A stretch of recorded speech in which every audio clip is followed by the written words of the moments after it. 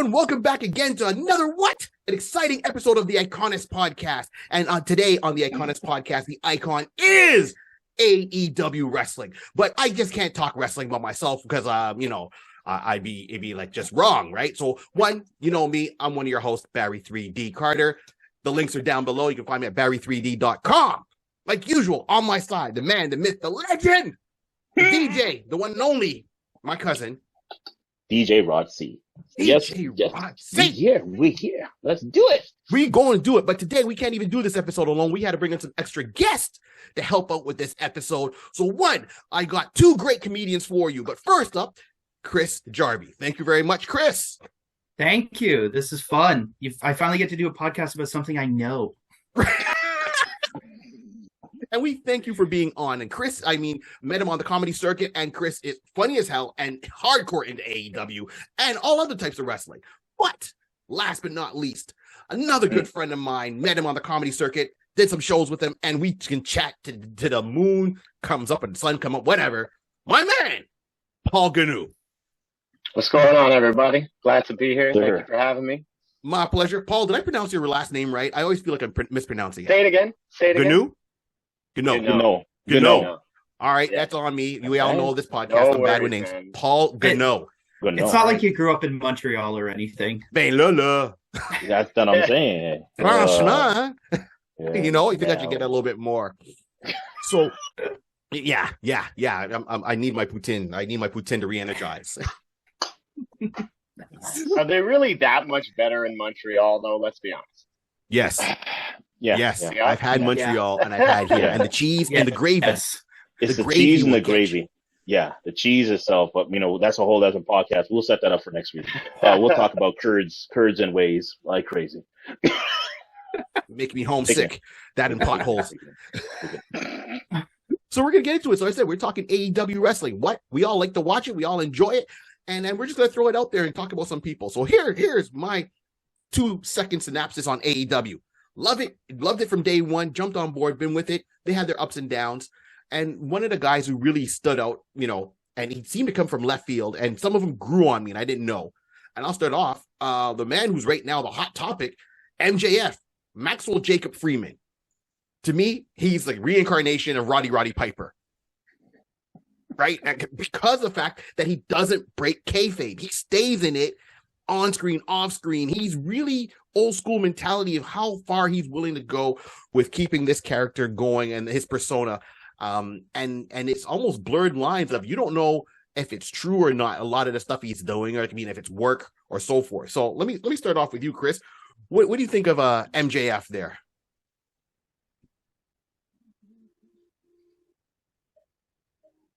Uh-oh. Did we lose him? I think we might have for half a second. Oh, he froze. What happens when you use comedians and coffee? If we're going on a 5-star rating, he's a 6. I think he could sing. Am I good now? Am I? Yeah, back? you're good. You're good. Okay. I'm good now. All right. If you're going on a rating of 5 stars, I give him a 6. I think he'll single-handedly potentially save the entire industry. I watched him back in the MLW days, and watching the character progress. And when AEW started, and he was their guy that they signed, that everyone kind of thought like he's getting too much of a push off the top, et cetera, et cetera. I was like, yeah, he's going to go to the moon. The only question is, how close to the line is he going to get? Right. When he was in MLW and different smaller groups, he could push the line and it was fine. Now he's on a major network. He's got Discovery behind him. There's a lot of people that can tell him, we live in cancel culture. Right. It's almost inevitable, but I think he's also the one person that could also talk his way out of the cancel culture. Yeah. Like if he encouraged it. Yeah, I can see that. Because he pushes those flames like really, really hard. And then, at one point he thought he was going to be like an anti-hero. And then he kind of went to the audience and gave him like double middle fingers. And he was like, got you. I'm still a villain. Yep. I was at AEW in Buffalo, and he came out, and I've never heard an ovation like that. Right. They lost it for him. They loved him, and he was the heel. He was the bad guy. and they loved him. It was wild. I single-handedly think he's going to save pro wrestling. Wow. Okay, that's saying a lot. All right, I want to come back to that. So, Paul, what's your thoughts on MJF? I mean, the 6 out of 5 is kind of where I'm at too. Nice. I think that it's beyond just the kayfabe thing. There's like the passion that he has. You know, like, yes, he has the commitment to kayfabe, and in a time where, you know, internet's around and spoilers ruin everything, he's managed to like do some things that, you know, nobody's managed to do in, you know, a lot of years. And I think the passion when he speaks and the way he blurs the lines and talks about real things, it's so hard to really separate the truth from, you know, the kayfabe, the lies or whatever. I actually, it's funny because I have like, I'll try to sum this up really quickly, but during a show at Battle Arts, just before AEW started doing, this was, I think, after the first All Out, or the one that they did before they were AEW, right? All In. Just before, yes, yeah, that's what it was. Just before they got their Dynamite TV deal, a bunch of the AEW guys came to Battle Arts, SCU, MJF, and I had no idea who they were at this point. And when he came out, I just decided to boo him because of the Burberry scarf. Strictly off of that, I was like, "Oh, this guy looks like a douchebag. Look at that scarf, boo!" And then he literally walked up to me and like smacked my hands, and that honestly was the moment I fell in love with him. I don't think there's anybody. I think he's Roddy Piper on like steroids. You know? Yeah. And like metaphorically, you would hope that it's not, you know, it's, you know, not real steroids, but he's everything that's good about wrestling and so many things that wrestling's been lacking for a long time. Yeah, I definitely agree with that statement. I like the fact that how he commits to the character, how he commits to his storylines. There's for sure. I mean, he said there's a blurred line. We don't know if it's real or not. I know he kind of now, it came out that he took some time off, maybe even more away, because he was working on a movie. He was working on a biopic about the Von Erichs. He's playing one of the Von Erichs, along with, what's his name? Their High School Musical guy. He'll come to me in a minute. He's a pretty boy. Huh? Zac Efron? Zac Efron. Yeah. Because Zac Efron's in that movie playing one of the Von Erichs along with, you know, so I'm curious to see which brother he's going to be playing in that movie, in that biopic. But when I said he comes out, I mean, I love this whole storyline when he came, you know, at first I wasn't really a fan of him, and I'll be honest, because I didn't know enough about him. And then I kind of backtrack, and I even saw him doing like a little security role in WWE, you know, when he was walking someone down to the ring, and I think it was Triple H that kind of pushed him. Samoa Joe, yeah. Yeah, and I'm like, Samoa Joe, thank you. And I was like, oh, this is awesome. Like, to show you he's been there that long. But his whole storyline when it was the Inner Circle, and he was coming in there and being that snake with Wardlow during the Inner Circle. And I think how him and Jericho worked that whole storyline, and then he got the birth of the Pinnacle, and it was like, I was in on it. I was a double cross you the whole time. I'm like, it was a long laid plan that you saw coming, but you didn't know how big it was going to be. And that got me all in there. And then when he had that whole speech, I think it was CM Punk saying there's 4 pillars here in AEW and you're not one of them. I was like, I don't know about that. Fire. That was it. I'd put him as a pillar before I put Jungle Boy. I'm just saying. Absolutely. I just think people just got 100%. caught up with the song with Jungle Boy, but I think for sure he's a pillar. But I still think that was part of the work. By saying that you're not a pillar, many people went, wait a minute, and got them kind of on board with MJF. And then he just ran through the whole thing with it, and look where he's at now. My only thing is, like, I mean, I remember there was a match with Roddy Piper going down to the States in a heavy Mexican, you know, I think it was San Antonio, Texas, whatever. And he's in a stadium, and there was like a lot of Latinos that were there. And he came out saying, I want to sing your theme song. And they're like, oh yeah, the Mexican theme song. Okay, cool. And they're all cheering for him. And they start singing La Cucaracha. They were throwing chairs, metal chairs at him. That's the level I think he's going to go to. But on the other side, I'm curious about his wrestling ability. And that's, I haven't lately seen him go really deep on a wrestling match. And maybe that's me. Maybe I'm wrong.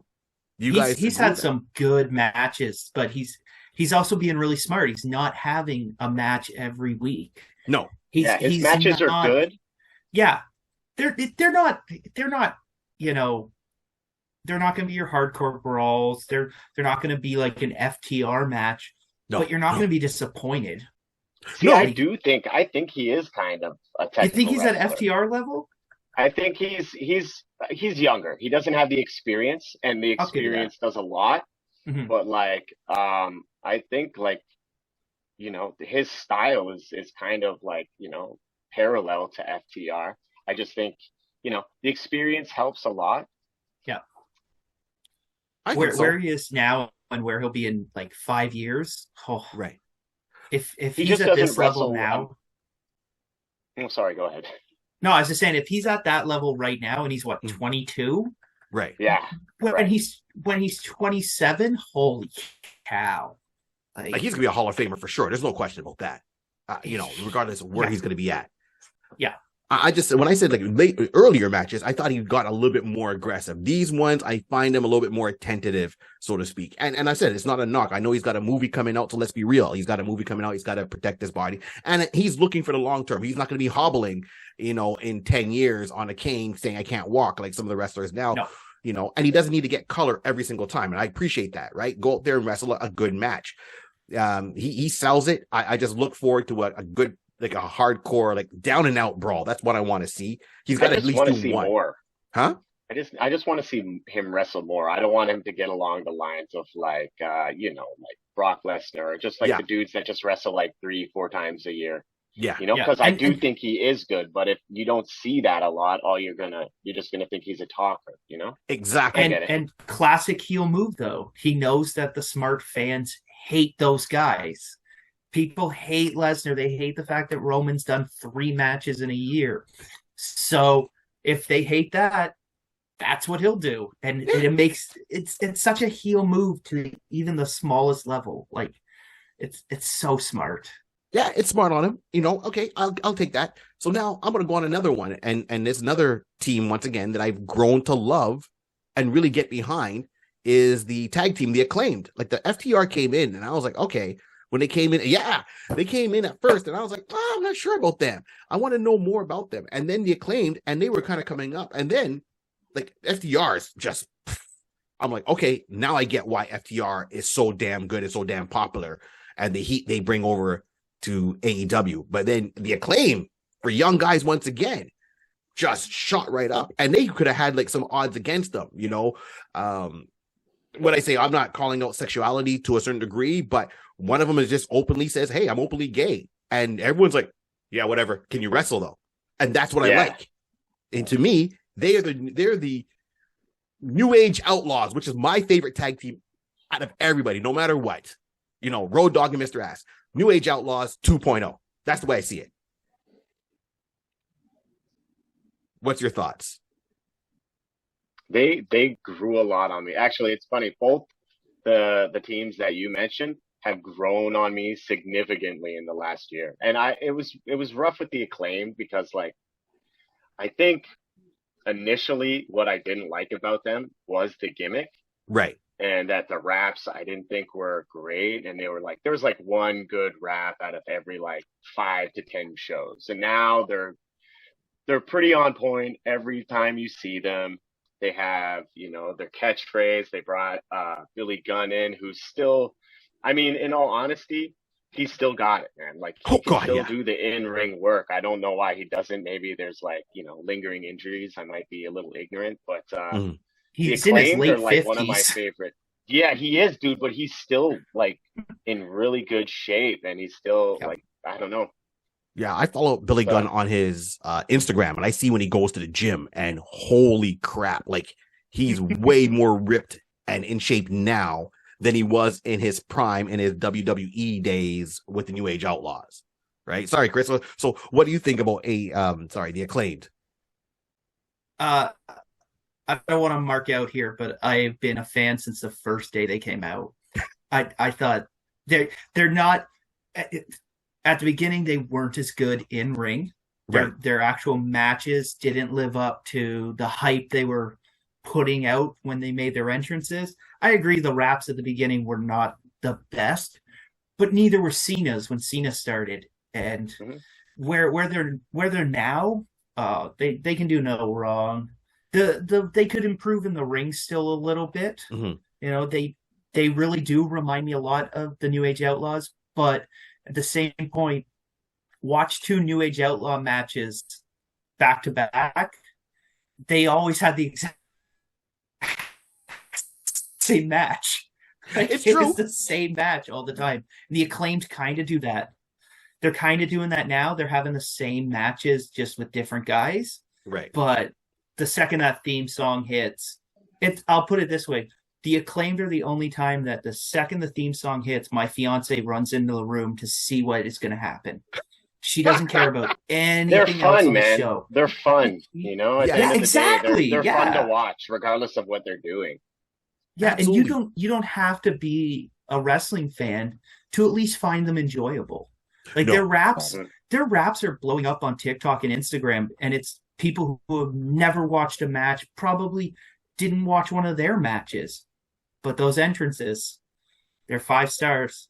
They're trending, right? Exactly. And another wrestler, I'll call it this. Now we see Britt Baker. She's been, there day one.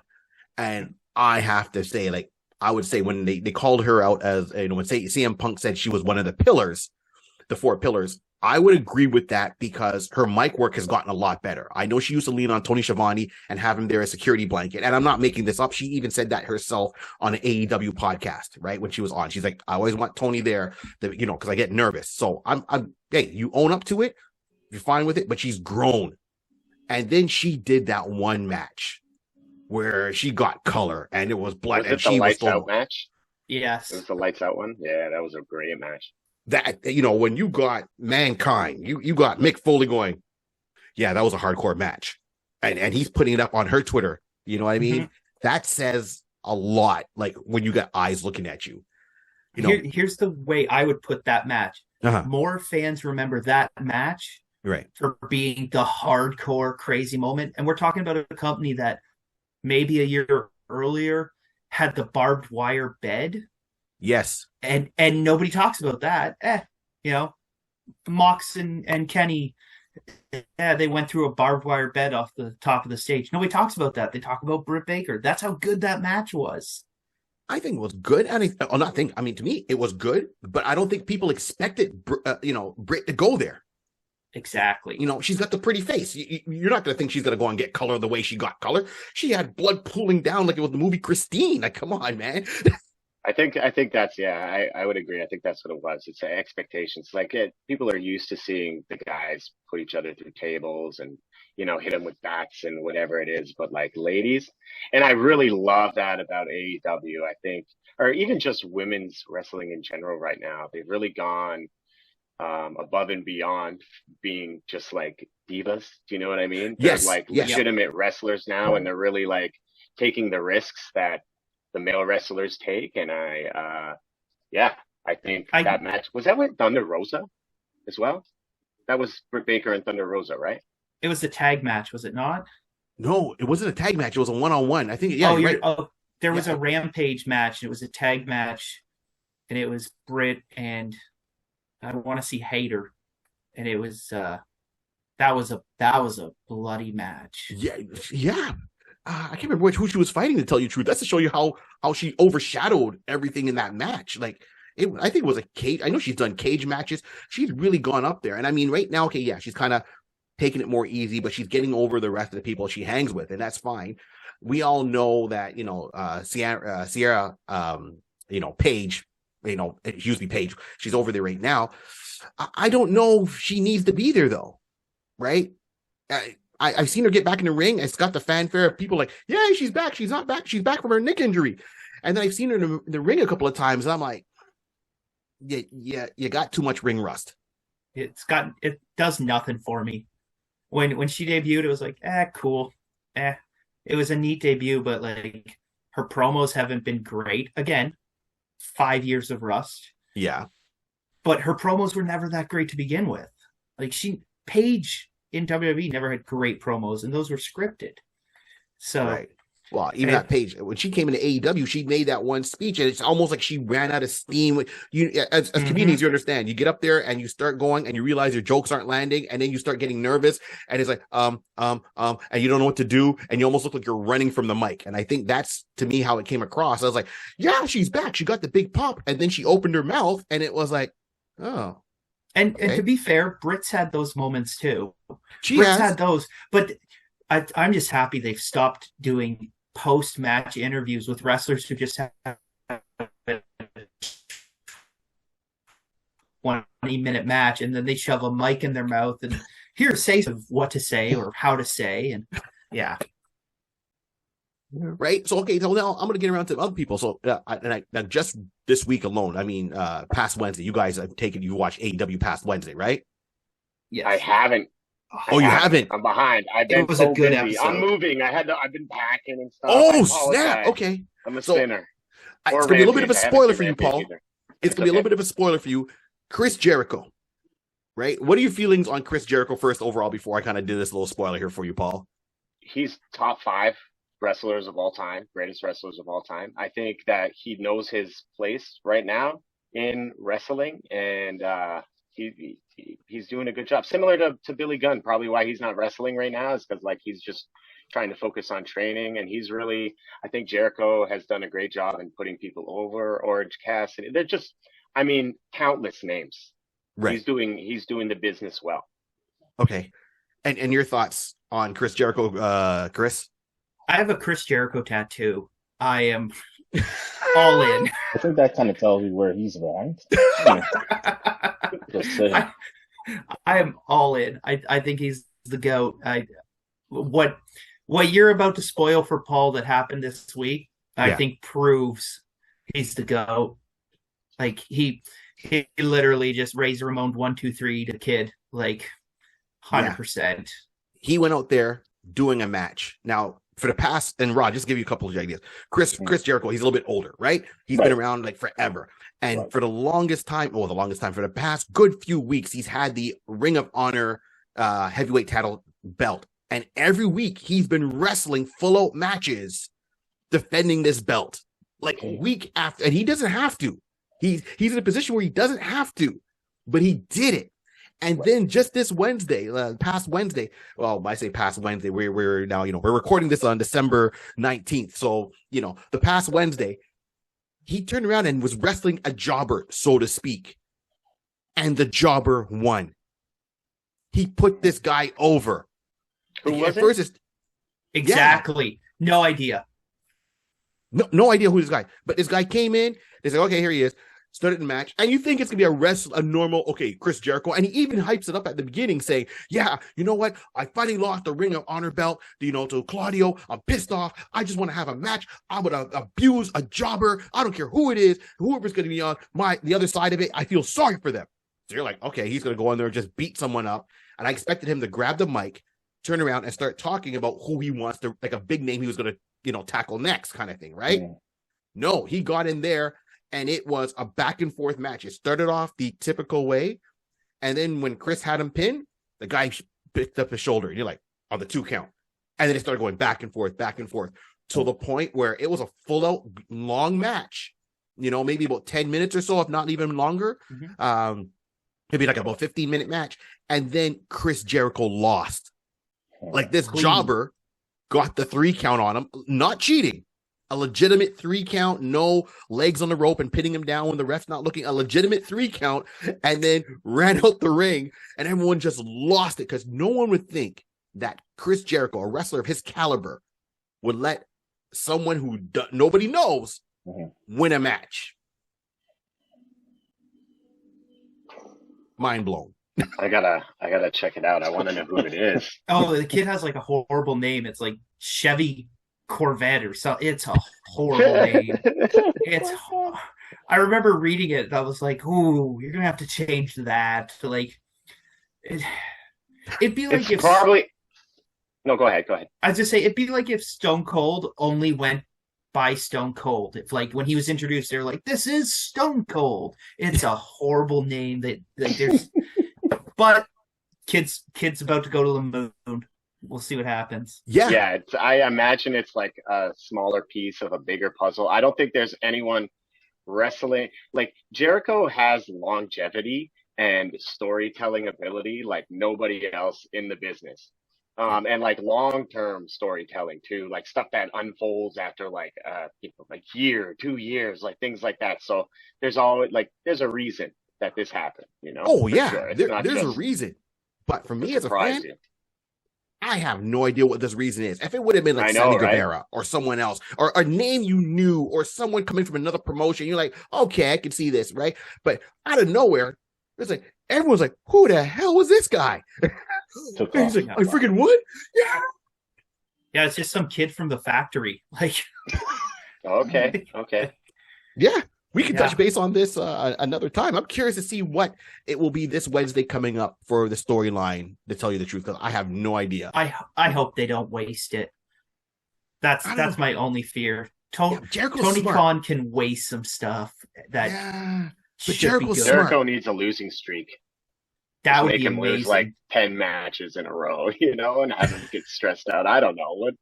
What could he do? Well, there's almost nothing he hasn't done at this point, Maybe that's the thing. Being the hardcore fan of him that I was, after the match, they went backstage and he was trashing the backstage area in the locker room and he was doing the exact same thing he did in the late 90s in WCW when he went on that losing streak and he kept throwing temper tantrums. Right. And he'd like smash the chair against the ring apron and stuff like that. He was doing the exact same thing. So I wouldn't be shocked if it's just, an homage to what he did before. Yeah, I didn't think about that. That's smart though. Yeah. All right. So now we've covered some of these guys that we kind of got into. And now what about some of the ones that, we hope more from? Now, I'll throw out a name there. For me, I didn't like him at first, but he got me on board 100%, and I want more from him. Eddie Kingston. And he started to go a certain way, and then it just he almost gets to the peak, and then it fizzles. And he gets to the peak, and it fizzles. And I don't know if it's backstage politics that are holding him back. Is it his character? I don't know enough. But he seems so authentic to me that you really hope for the guy to hit it there. And I know there's issues with Santana and Ortiz going on. One wants to wrestle and the other one says, no, we're not using us, leave the company. And he's kind of in the middle of that too. So what are your guys' thoughts of, Eddie Kingston? And, and it's not people, I'm not ignoring Rod. Rod's into wrestling, but not hardcore like how we enjoy it. I will admit, that's why I'm not the mental note. Oh, nice. I know about Chris. I know about Chris Jericho. Watch. Yeah. MFG. I'm like, who's he? I kind of Roddy. I'll just put this in real quickly. Once you said now he is basically embodying the power of Rowdy. Hot Rod. Okay. Now, Hot Rod. This is where the connection I had with this man. Hot Rod, Rowdy Powder. It's true. Hercules. So I'm waiting to now get some more information. Trust me, I'm gonna have to watch and see what the Mr. M, what he brings to the table and how many people he's gonna take down on his climb to the top. Yeah, absolutely. So Chris, I'll start off with you. Eddie Kingston, what's your thoughts, man? What do you think he should be doing, or what is he not doing, or do you want him to do more, or you want him to leave? I was a big fan when he came in. I was happy to see him get the opportunity he got because I know how much he loves it. But I'm going to say once they went out of Florida and they started actually going back to the way they were recording and doing shows, he's done nothing for me. I don't find his matches entertaining. I know he cares and he wants it to be good, and that's the part. I want him to do good because I know he's like us. He's a fan. He loves it, but I'm seeing nothing, and I don't get excited because Eddie Kingston's going to have a match. If anything, that's a popcorn break for me. Oh shoot! Okay, yeah, I get it though. I get it, and that's what hurts, because he's got it. And I when they were down in Jacksonville and they were doing those matches every week, and he was cutting those heartfelt promos. Honestly, if anything, I think he got a contract in.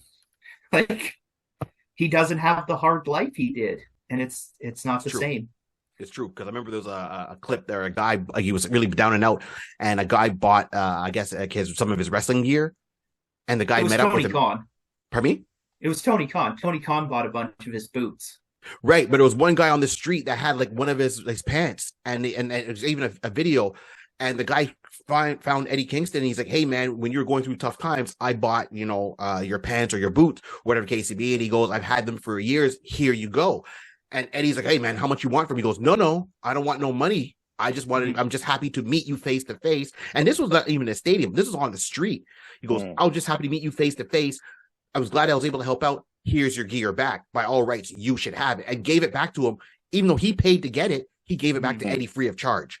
And Eddie was so touched by that. So this is moments like that I want him to shine, right? And I'm like, So, he's a great storyteller. In ring, I don't know. Yeah, he's got to get a hook in somewhere. And Paul, what's your take on Eddie Kingston? Man, I love Eddie Kingston. I'm going to be honest. Right. I think he's my dude.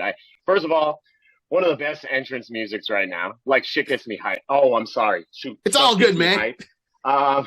You can see I'm just thinking. Don't worry. About we sent the child out. The child went to the bathroom. Don't worry about it. You're good. All right.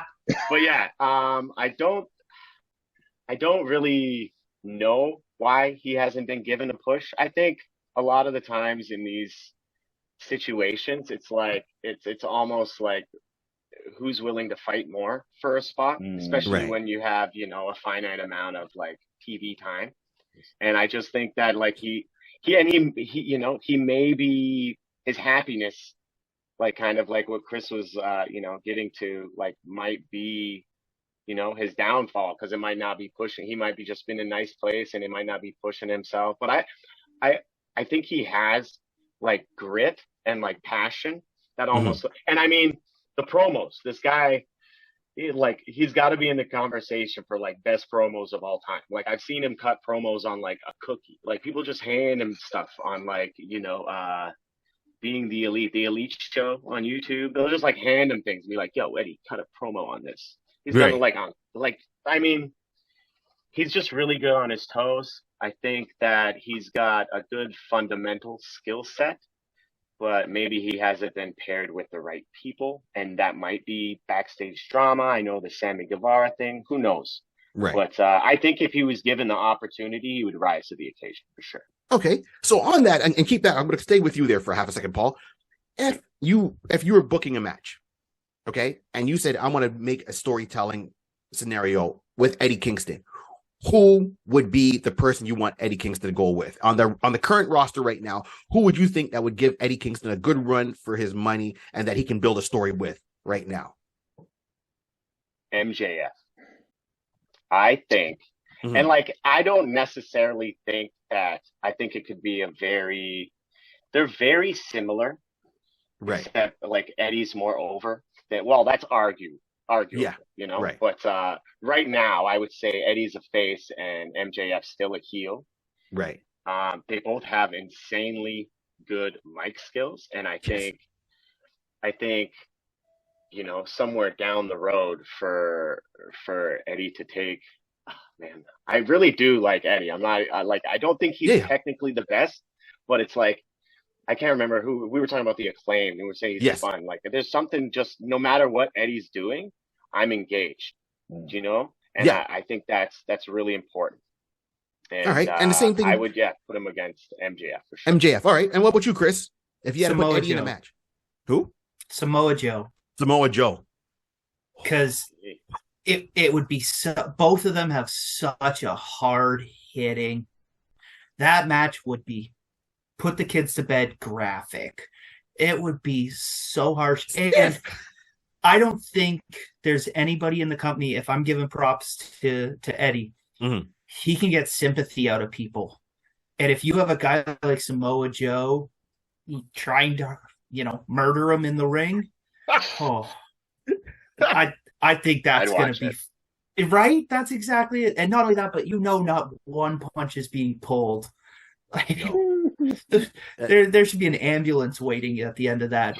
But or if we could go out of brand, I would say, I don't know why I'm doing this. I would say Walter Oh, Walter and Eddie Kingston. Ooh, book that right now. that's a Oh, dream man. match. Okay. Again, it's going to be not a single punch thrown. Somebody's going to have a chest collapse. Yeah.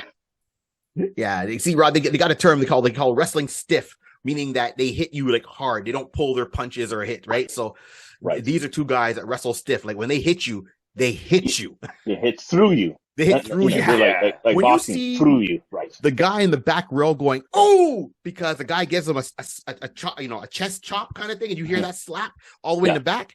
Yeah. He ain't pulling back. When you see the wrestler like, oh, you're like, and you see the red handprint on there, that's wrestling stiff.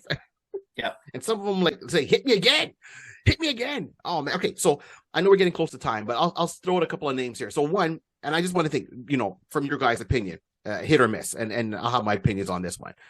The Blackpool Combat Club as a whole, do you think this is a hit or a miss right now? Miss. I think they're all better individually. Right. And what's your thoughts there, Chris, on the Blackpool Combat Club? I agree 100%. You have so much talent.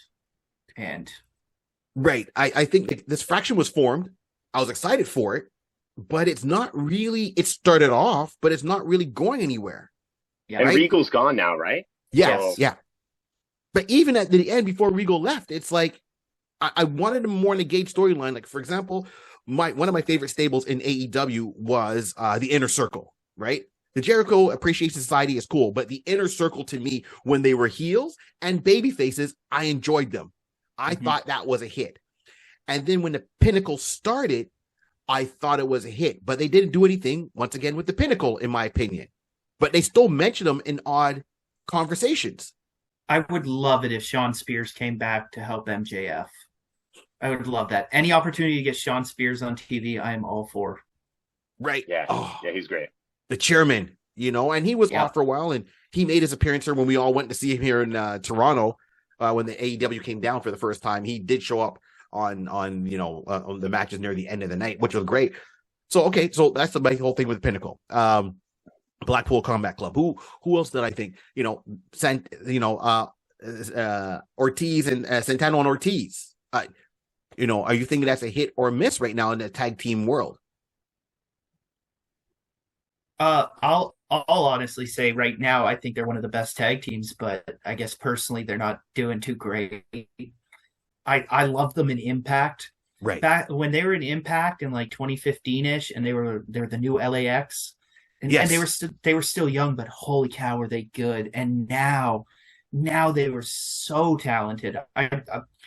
I'm disappointed that they're not sticking around, because I would rather watch a best of 7 between FTR and Santana Ortiz than this best of 7 they're doing right now. And I'm enjoying the one they're doing right now with the Elite, but I think they're so good together. Right. And what's your point on what's your view on that there, Paul? I love them together. I think they just, it feels weird when you see Ortiz wrestling with Eddie or something like that. I think that I understand where Santana's coming from, and I understand where Ortiz is coming from. I hope eventually they can work out their differences. But I like them, man. I think they're great. I really wish, I think, at this point, they should have already had a title run. But, agreed. Things happen. Yeah, exactly. Agreed. I think they should have had more of a title run more than Swerve and Keith Lee. And, like that made zero sense to me. Yeah. And I don't even know why they're a tag team. Like, okay, Keith, I got you. You needed a job. You were let go from WWE. You jumped over to AEW. And, when I see Keith Lee coming over, I'm like, okay, you're a big man. You can move. Why are you in a tag team and not doing matches against, Lance and Wardlow, and, why you're not in that 3-way, 4-way match, Powerhouse Hobbs, why you're not there? That to me is where, those four should do something. Why are they not doing something with Swerve? Swerve could be one of the most talented guys in that company. I don't know. He just hasn't connected with me, though. Swerve. No? He hasn't connected with me. I had more connection with and they let him go. He was really Swift. Is it Lilo Swift or Oh yeah, Leo Rush. Leo Rush. Thank you. Leo Rush. Yeah. Yeah. I was more into him, but I can see what his hindrance was. He was too fast. He never slowed down. I mean, his name is Rush, so he's going to run into matches, be pop, pop, pop, pop, pop, pop, pop, you know, but at one time you got to pace yourself. And he didn't pace himself. Every time he put the foot on the mat, I'm done. Yeah. He's really skilled, but I don't think his heart is in it. He also does he's a rapper. He has he has his hands in a bunch of other things, so it's all good. But he really, really skilled wrestler. Oh, skilled. I just think that sometimes if he slowed down a little bit during certain matches with certain opponents, I think he would have been further. But maybe his heart, you're right. His heart's not into it, right? So here's my last question for you guys. Where would you like, who would you like to see in the next 6 months kind of thing really start to shine in AEW that hasn't got their moment yet? That's going to take me a second. No problem. See, I'll say this.